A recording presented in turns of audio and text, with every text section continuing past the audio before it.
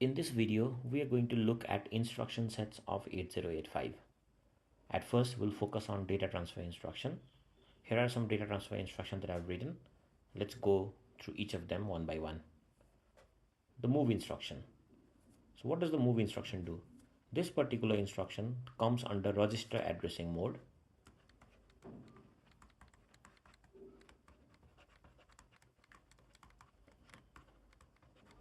And what we do with MOV instruction is, if we want to transfer value from one register to another, then we basically use MOV instruction. Let's say our accumulator has the value 0 to H and we want to move this to our register B, right? Sorry, it should be empty at first. So we basically want to move the value of accumulator to the register, then we use this MOV instruction. For example, the syntax is the opcode move, then we give the destination register first, and then we write down the source register, which means the value in register A, which is 02, needs to be copied to the value, the register B here. Also remember that once you move the value from A to B, the value in A is not 00. The value 02 stays in A, as well as that particular instance of a value is copied to B again. Let's go to MVI. What MVI does is, using MVI we can load a register. Using MVI we can load 8-bit value to a register. For example, if I wanted to load 02 to the accumulator before doing move B, A, what I could do is write MVI A, 0 to H, and then basically move this to register B. So the complete execution of this code would result to placement of value 0 to H in accumulator, and then movement of the value or transfer of the value from A to B here. So that is what MVI is used for. We go to STA. STA comes under direct addressing mode. And what we mention here is, we mention our memory location as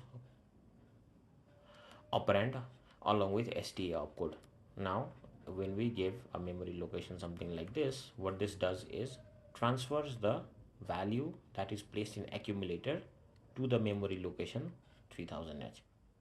For simple example, let's say we have this code MVI A, 0 to H, so the value 02 is placed in the accumulator.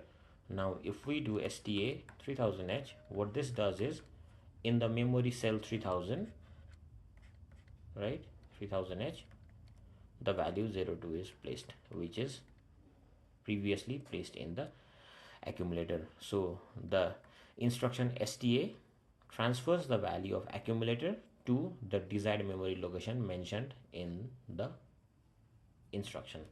Similarly, if we have stored this particular value 02 in the memory, and if we want to load this back to the accumulator, then we use LDA. Let's say we have a memory cell where in the location 4000H there is a value 1AH. Okay, now if we want to load this particular value to the microprocessor, we need to bring it to the accumulator, and LDA supports exactly that. This also comes under direct addressing mode. We directly provide the address in this particular scenario. So STA stores the value from accumulator to memory. LDA loads the value from memory to the accumulator. Now we talk about LXI. So basically what LXI does is, if we want to load 16-bit data into our register pair, let's consider the register pair BC. Okay, now if you want to load the data 1234H in register BC, there are actually two ways to do this. One way is to use MVI. Using MVI we can do MVI B, 12H and MVI C, 34H. This also performs the same operation, but instead we can just do this within one line. What we can do is LXI B, 1234H. So this uses register pair BC, and these two 16-bit values are then placed in register B and C respectively. So both of these two instruction set actually do the same thing. Let's move on to LDAX. Like we used in LDA, where we use the memory address directly here in direct addressing mode, we're going to use LDAX in register indirect addressing mode. Meaning, let's say we have a memory address 4000H in register pair BC, right? Then what we can do is we can do LDAXB. So this is equivalent to this particular instruction here, right? Writing LDA 4000H and doing LXIB, 4000H, meaning placing the address 4000H in register BC pair and then loading the value from the address in BC pair to the accumulator is same as doing LDA 4000H here. So these two set of instruction does the same thing, transfers the data from a memory location to the accumulator, but in this case the memory location is defined in the instruction, while in this case it is mentioned as a register reference.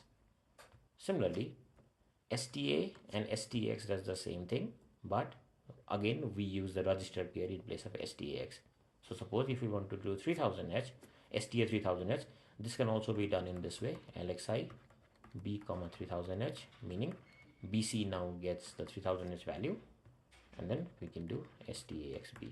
So it again transfers the value from accumulator to the address in BC, which is 3000H. Now XCHG. XCHG basically works with HL and DE pair, right? What basically happens is, let's say we have following address or value data in